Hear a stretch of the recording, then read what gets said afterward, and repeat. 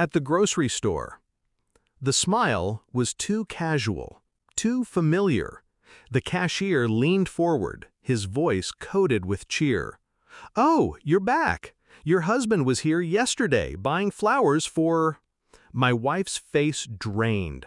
The blood left her skin like a curtain pulled away. I froze. A second stretched into an hour. I turned to her, eyes sharp, searching. Her lips trembled before she forced a weak smile.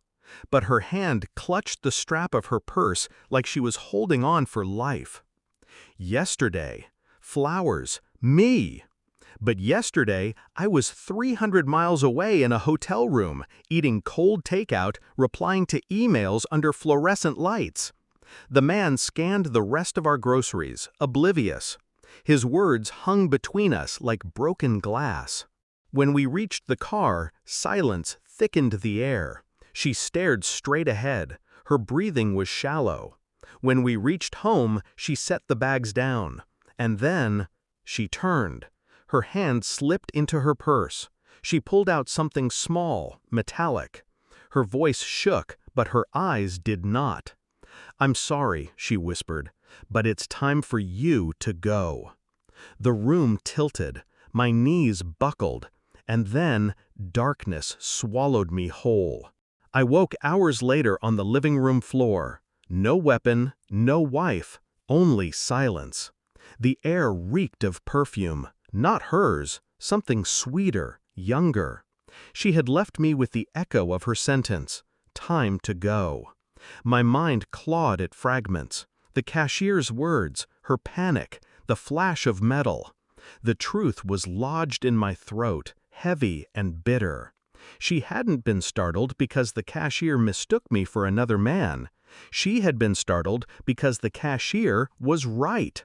Flowers, yesterday, a husband, her husband, but not me. I pressed my palms against my temples. My marriage, 15 years, suddenly transparent. Every late-night text, every unexplained absence, every brittle excuse. She had built a second life inside the cracks of mine. The betrayal was too neat, too rehearsed, and now she was preparing to erase me. I did not rage, I did not scream. Instead, I began to watch. Her phone, always face down. Her smiles, too quick, fading before reaching her eyes. Her late errands, always stretching into hours. I played the role of the distracted husband, too weary to care. But inside, I sharpened. A call log revealed numbers I didn't know. A man's name disguised under a fake label. I copied it, researched quietly. A single night, my laptop glowing, her soft snores from the bedroom, and the pieces aligned. A name, a workplace, a photograph. He was younger. He was reckless enough to meet her in public. And he had the arrogance to think I would never notice. I ordered DNA tests, not for children, but for myself. A swab from my toothbrush, sent in silence. I wanted certainty, proof. While I waited, I memorized her rhythms. How she would slip her wedding ring into her purse when she thought I wasn't looking. How her voice lowered on the phone, shifting to a softness she never gave me anymore. The evidence accumulated like stones in my chest. Heavy, suffocating, but necessary. I learned to smile at her lies, to nod at her excuses, to let her think the storm hadn't touched me. But inside, I counted the days until the final crack split the facade. The envelope arrived on a gray morning, thin, harmless, yet heavy as a verdict. I opened it at the kitchen table. Words printed in sterile black ink. Paternity excluded. The flowers, the pale face at the grocery store, the trembling hand pulling metal from her purse, all of it made sense now. I folded the paper carefully, placed it back into the envelope. When she returned that evening, humming softly, carrying a bag of groceries as if nothing was wrong, I waited. I slid the envelope across the table. She frowned, opened it, read. Her hand flew to her mouth, eyes wide, breath shattered. A sound escaped her throat, half sob, half denial. I sat still, watching, silent, the way a surgeon watches a body under the knife. "Please," she whispered, it's not what you think." But it was exactly what I thought. I didn't shout, I didn't strike. Instead, I leaned back in my chair, every movement deliberate. "I already know," I said softly. Her face collapsed.